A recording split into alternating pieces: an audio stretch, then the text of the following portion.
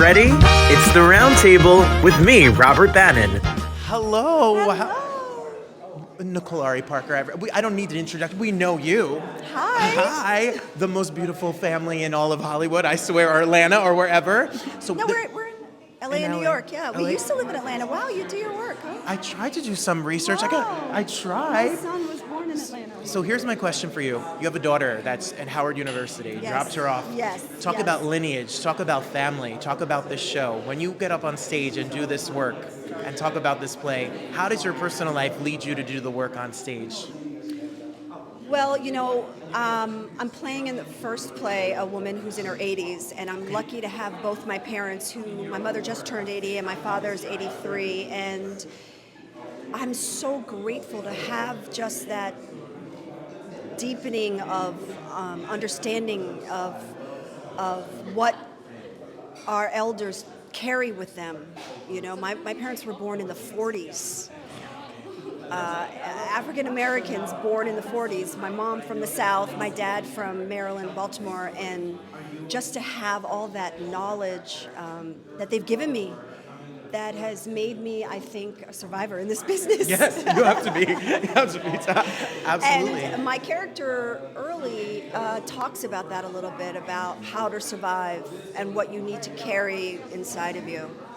What is it like to play an 80-year-old? How do you, as a nerdy actor that I am, how do you materialize that with the work, the physicality of the work? And was there? I'm still working on it because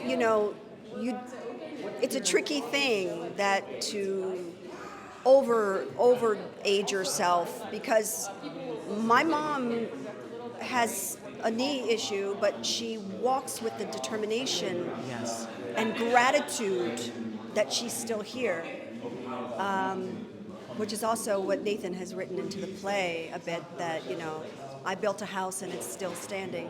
Oh, well, welcome back to the stage. You've done theater, you've done Broadway, you have been around and done classical, deep pieces of work. When you see a script that was sent to you that's 3.5 hours long, that is multiple plays, what is the thought process? How do you get your head around putting the work together? And it's a lot of homework. Yes, it's... I was the last one off book. That's okay. Because there were so many pieces, and then tech. Yes. So there were just so many pieces to meld together that I dived right in. And I'm in a cast of brilliant actors that we just all poured ourselves into this material under the direction of the amazing Patricia McGregor. She really held it all together in the craziness.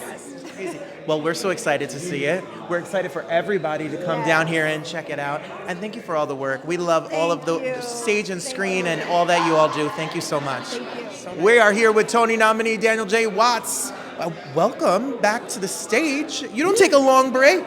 Why? Never. No break. He works. Before we talk about this show, I have to say, you go down to the public, you see his one-man, I don't know what to call it, poetry jam. It is one of the most brilliant, awe-inspiring pieces of work you will ever see. Oh, wow, thank you. That really means a lot. Thank you. No, I appreciate it means a lot. And seeing that show and knowing what you feel about family, Sure. What is it like to be able to do a show like the Refuge Plays here? Oh, it's just doing all the things, it's giving me all the feels. It is a family show. It's familial, it's ancestral, and it's making me think more about my family and where I've come from and how do I stay connected to that? I'm a country boy, but I'm in New York City, so it's back to some roots. What I'm feeling connected to right now. Absolutely. So when you get a script like this and you have an epic play that talks about lineage and time, and what do you do as the actor? What kind of homework? Do you go home and do you pour over the script? Do you let it listen to it? Like, how do you memorize all the lines? Oh, man.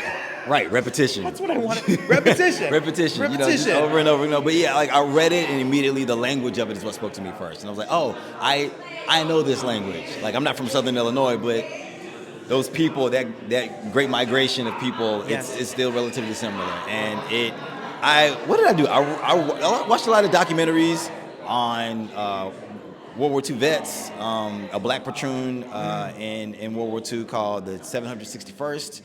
I went back and watched Watt Stacks because there was just people in the 70s and just what that vernacular felt like. It's just a lot of stuff like that, just to like sit in it and then really just listen to myself, Well, I can't wait to see it. People have to come out here and check it out. Come on. We here.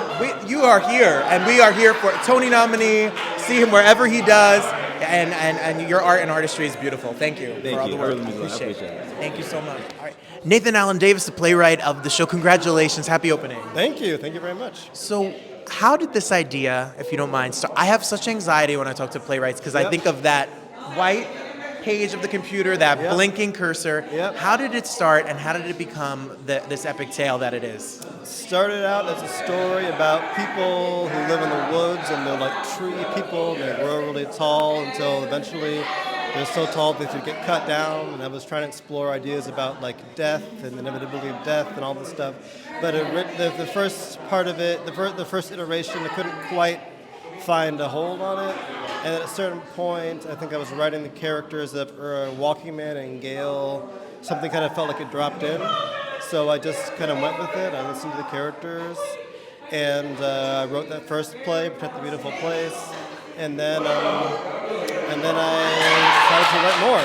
As the world that was coming out of their mouths kind of like created itself, and I just followed it. And I wrote another play, then I wrote another play, and went backwards in time and tried to fill in some more of the story that I was writing.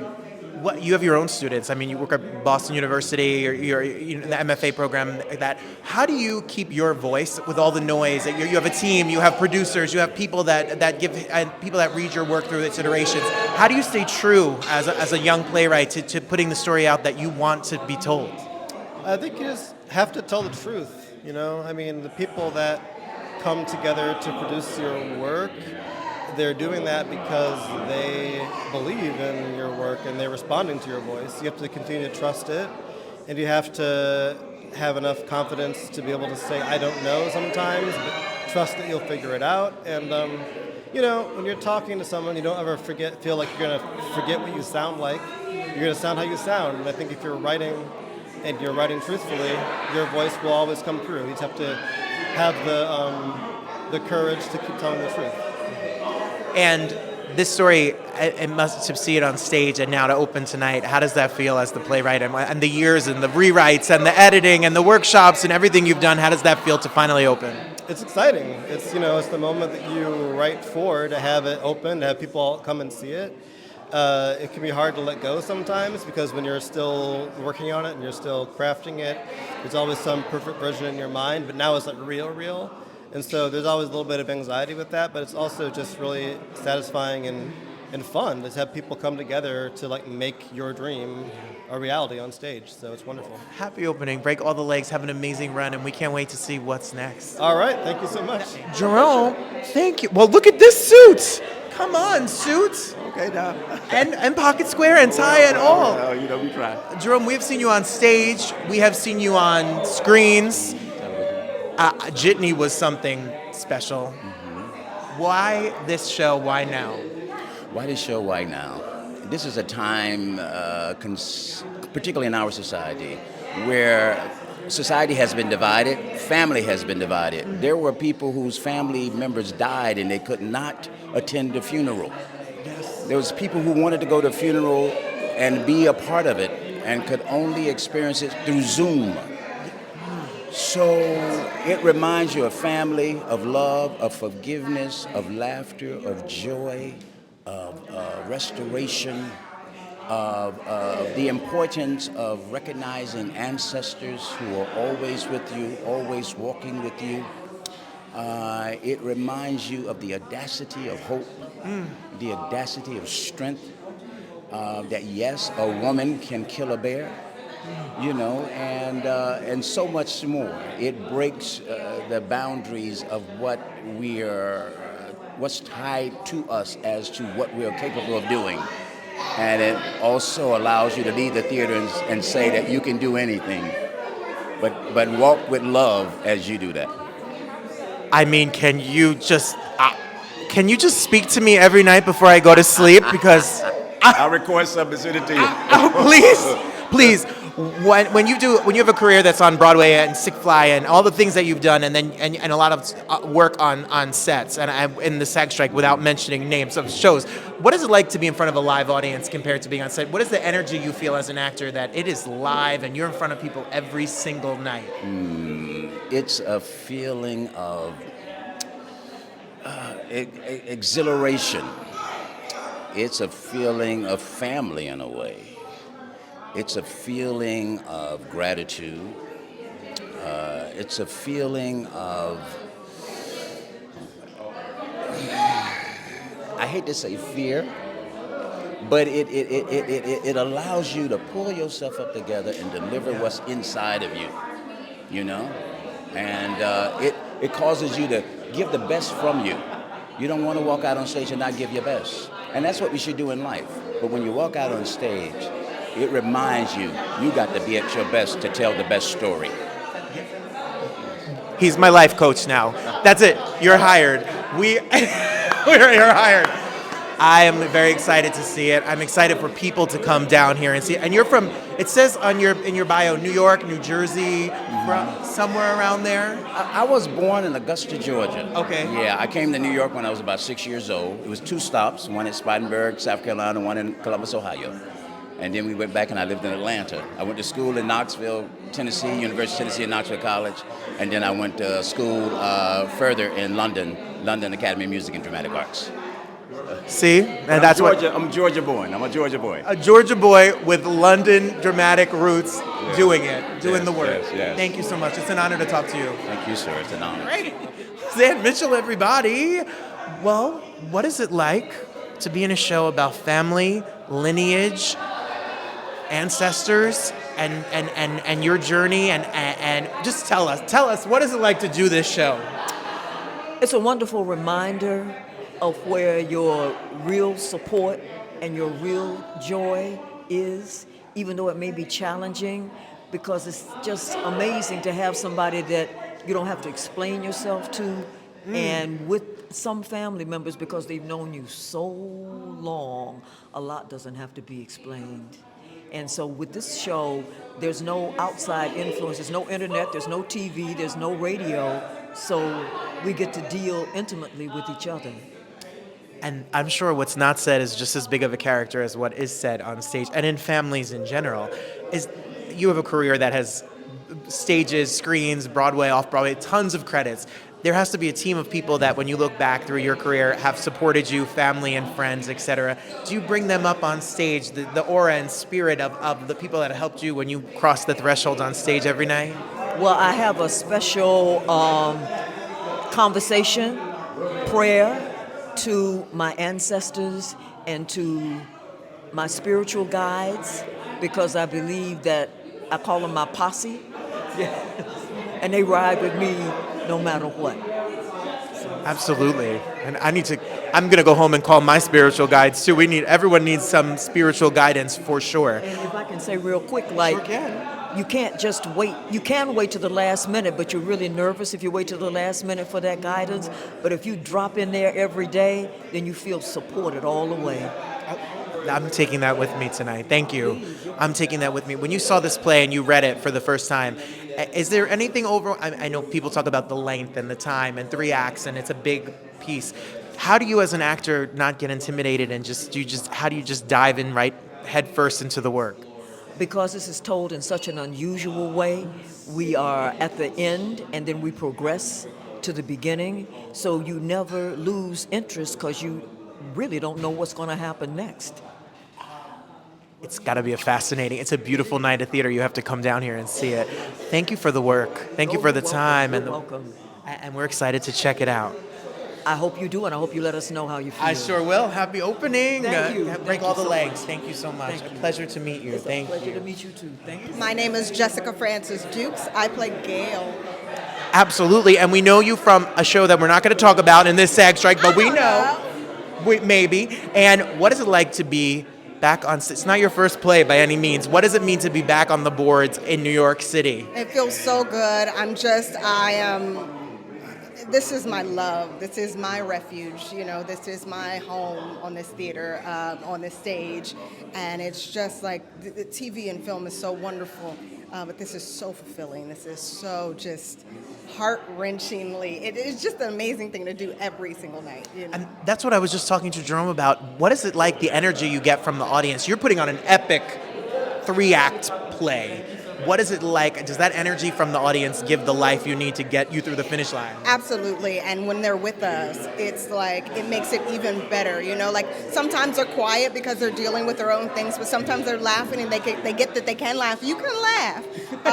And it's a joy because we know that many people in the audience have lost, are trying to forgive, are trying to reconnect with family, or maybe, going through certain things. And hopefully this is a chance for people to call home, let go, forgive, breathe, and love. Oh, that is beautiful. A show about lineage and family.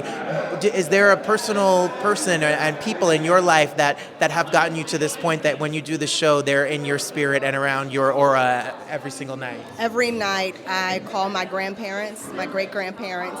I call them to the stage. I ask them to play Gail for that first act. And, I do this because I honor them every day. And so hopefully you guys are proud. Oh, my goodness. All right, fine. I'm just a big puddle. I'm a puddle. We love your work. We love the show. Congratulations and have an amazing run. Break legs. Happy opening. Thank you so much. So nice to meet you. I'm Jon Michael Hill, and I'm playing Walking Man. Jon Michael Hill, Tony nominee, here on the Roundabout stage here. What is it like to be back on the stage, back on Broadway, in this show at this time? It's great. I mean, you kind of connect with material first, and the sort of pop and circumstance and all that comes later. You really just focus on the material and how it speaks to you, and collaborating with this incredible team. Well, if you don't know, he acts Shakespeareing it up and down and around. So how does that, yes, I know, don't sleep on me. So when you have that kind of experience, how does that come into doing a show that's deeply rooted in truth and timeliness and 3.5 hours? Oh, yeah. So Shakespeare is great to work on just from a technical standpoint in terms of craft. You have to be able to command language. You have to have endurance vocally as an actor, physically. So working on a lot of that stuff in my college years and younger days, I think has certainly built me up for these sort of epically long plays. And I'm from Illinois. The play takes place in Southern Illinois. So it's fun to sort of be in New York doing a play about the place that I come from. Absolutely. Well, I know that this show is going to be revolutionary to a lot of people. When you see in that audience and you hear the stories out there in the world going on today, how does that play into the connection you make on stage every single night? Yeah, mostly the sort of materialism and capitalism of today being really out of control. This play is a good reminder to take stock of what you actually value and sort of keep track of how materialistic you are and how much time you spend with technology as opposed to people and words, books. So my love for that sort of thing is I'm certainly able to connect to that part of it every night. And I hope people watch it and take stock for themselves. Well, after talking to you, I guess I have to go home and study my scenes. I have a show this weekend, and I better learn my lines. 'Cause he could learn 3.5 hours. I better learn my lines. It's a pleasure. Thank you so much. Nice to talk to you. Thank you. Congrats. Break legs. Happy opening. My name is Ngozi Anyanwg, and I play Joy in the Refuge Plays. And you just being here with you, you are Joy. Thank you. You are Joy. You are a playwright yourself. I am. That's a fact. I write plays. I act in plays. I love plays. I'm a nerd. No, so am I. I like reading them. Self-proclaimed. I'm into it, though. Well, yeah. From Grief to Homecoming Queen, your work, and then you come here and read someone else's work. Yes. What is that like to live in the duality of both worlds? You know, it's really interesting. mostly do my work, as you stated. And for me, to actually get to dive into someone else's world, it's a big reminder of like surrender. It makes me much more compassionate with my actors when I have to do a play, because I'm like, oh right, I'm asking for everything. And so, but it's also a really interesting thing, because I'm like, oh right, this is not my play. This is Nathan's play. This is his world. And so I get to really surrender to what he's given me, and I get to like dive in. And quite frankly, it's easy because I don't have any homework the next day except for to memorize these lines. I don't have to do any rewrites. He's got to do all the homework. So I'm like, oh, I just got to say what you said. I could do that. You know what I mean? And she just said that doing this play is easy, so you know she's got the talent. Come on now. I mean, compared to like writing and having to act in it, I'm like, oh, you've just taken away one bit of work. Okay, I just get to be in the play. Well, I just get to be. You have roots in Nigeria. I do. And what is that like to talk about a play like this, and although the buzzword and the topicalness of this play, and knowing the background, how does it play into your truth in the show? As a Nigerian, as someone who knows her family, there's a lot of stuff in my culture that is about knowing your father's father, knowing your legacy, knowing those things, and there is a difference, obviously, in Black American culture, but what rings true and rings the same is legacy, right? Like, Nicole, who plays early, like that grandmother reminds me of my grandmother. So for me, it's also really beautiful to dive into any sort of like Black diasporic work, because it reminds me that actually, though, we've been severed, we're not actually as disconnected as we think, So for me, it's been really beautiful to just dive into, I had like a little imposter syndrome about being in the play, because I'm like, oh, I'm not actually of this lineage, but I am, and like, it reminded me that I'm like, oh, right, like there are some things that like could not be taken away. And I'm reminded of this every time I like look at a cast member's face that looks like my uncle's face, you know what I mean? Or though, this is like a sort of like Chicago backwoods Southern thing, this is so similar to like, you could be in Nigeria in the village. The accent is different, you know what I mean? But, yes. Our families are also worried about legacy. Our families are also worried about love. Our families are also worried about trauma. Our families are also worried about building a home for themselves and building from like scratch, you know what I mean? And clawing and fighting. So there's a lot of ways in which we all really intersect. Yeah. So yeah. It's universal. Yeah. And stories, people, families, universal tale, no matter where you're from. A good story is a good story. A good story is a good story. Yeah. And we can't wait to see your stories up on stages and more work from you. Thank you so Break much. legs, happy run, and have a wonderful time. Thank you. I can't wait. Okay, I'm Lance Cody Williams, and I'm playing Dax from the Refuge Plays. Not your first Broadway show or off-Broadway show at all? No. I've done Sweat by Lynn Nottage, and also Kiss Me Kate, and a couple of other things. Which, can you do Lynn Nottage as a play and then Kiss Me Kate? Come on, range! Yeah, and Booty Candy, which was my debut role here. I think that's my stripper name, but it's another show. Robert O'Hara's Booty Candy. Well, anything by Robert O'Hara is a trip. But why this show and why now? We were disconnected for a long time, like the world stopped. And this play kind of forces us to reconnect. And it's that breath between the actors, the artists, the writers, and the audience, that they have to lean in, they have to communicate, listen, and have empathy. And I think it's just what the theater is about, that breath in between the artist and the audience, that empathetic breath. That really we lost. We lost, and we need, so we dare.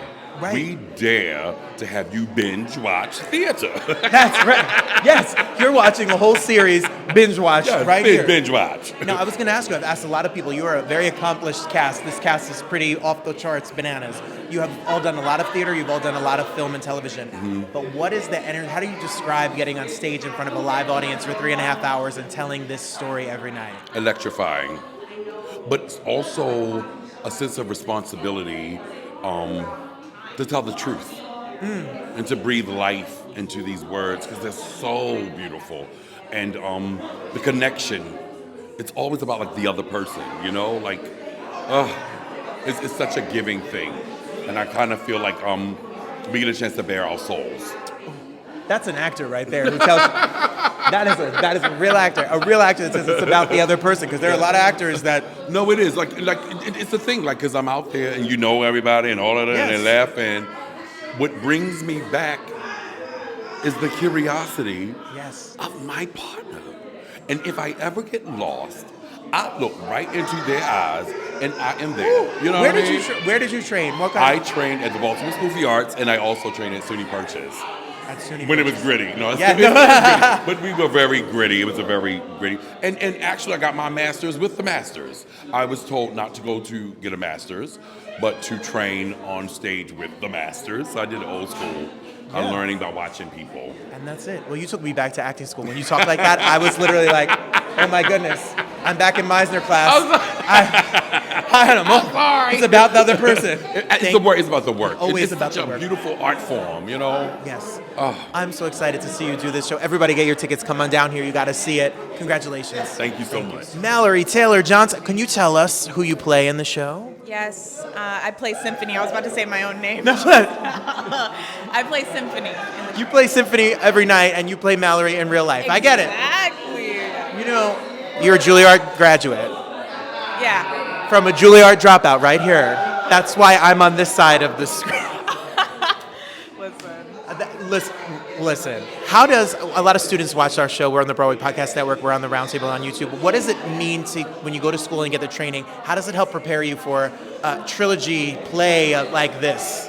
Yes, I mean, it just helps with repeatability because honestly, doing this show every night, actually, I mean, I don't have as huge of a job as like Jessica Francis Dukes, who is like really taking it on every single night. But in the sense where like putting the energy in your body every single day, I always go back to what I learned in school, like Alexander technique, imagination exercises just with my teacher. Like I do it all like an hour before the show, and it really, really does like get me ready to do kind of some deep work every single night. Every night.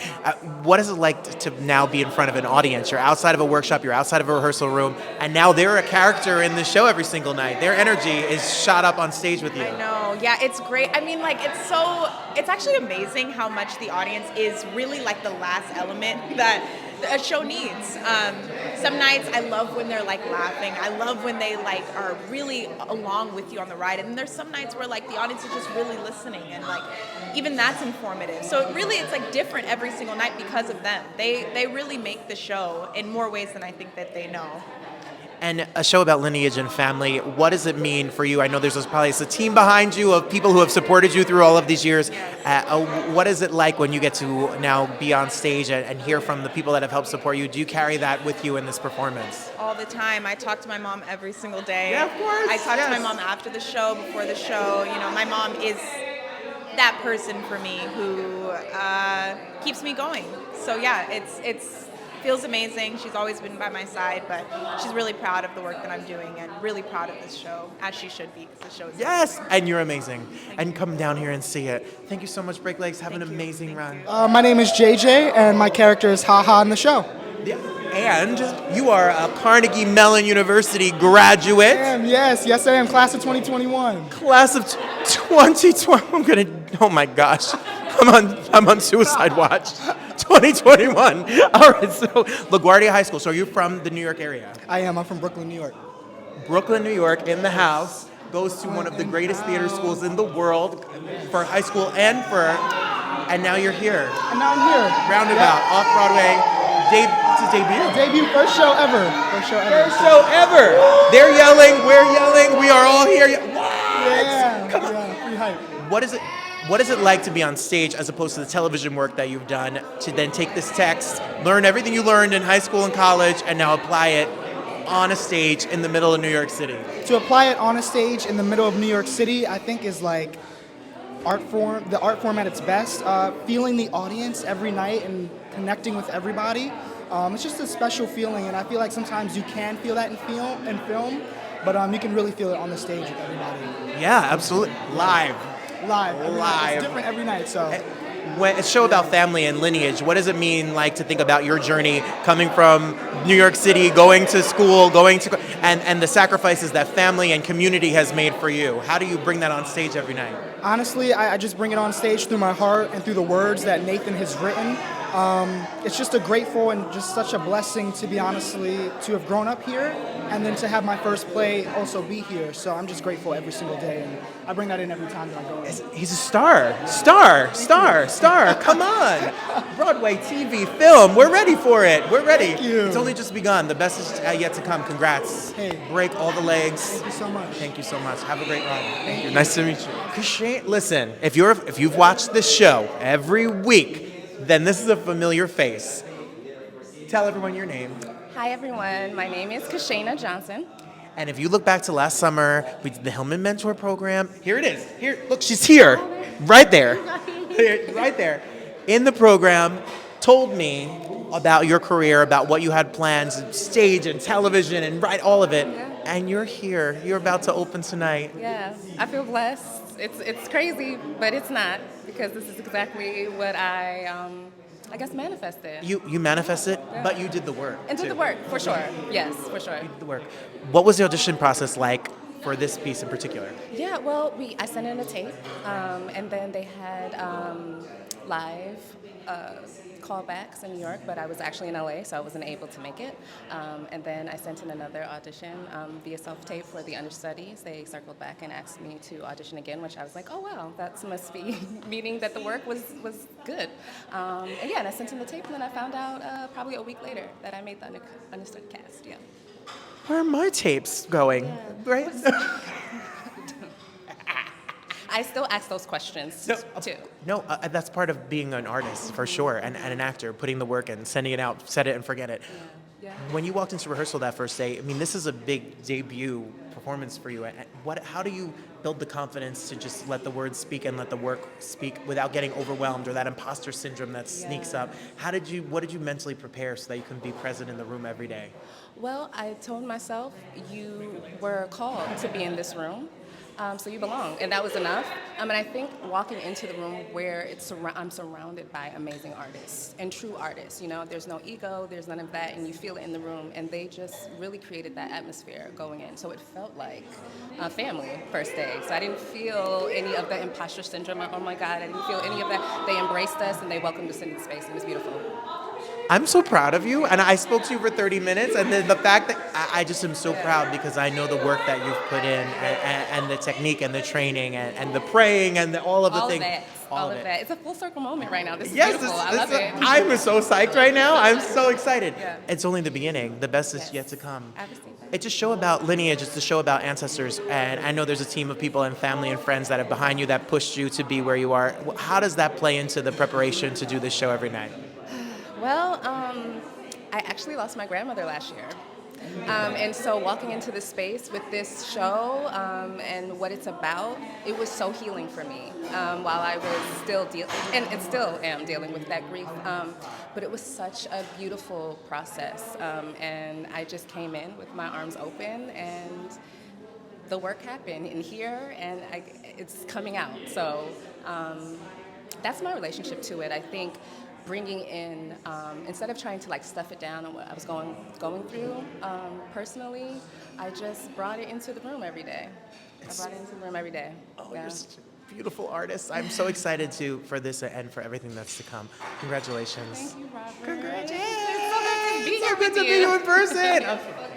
Stanley, Andrew Jackson here in this show. Tell us, what is your part? What are you doing here? My name is Stanley Andrew Jackson. I'm understudying the roles of Ha-Ha and Walking Man. Okay, here's my question for you, Stanley. 3.5-hour show. Understudy. 3.5-hour show means there's hundreds of pages.